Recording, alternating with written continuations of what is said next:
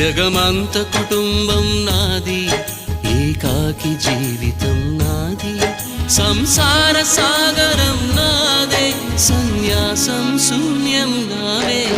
జగమంత కుటుంబం నాది, ఏకాకి జీవితం నాది.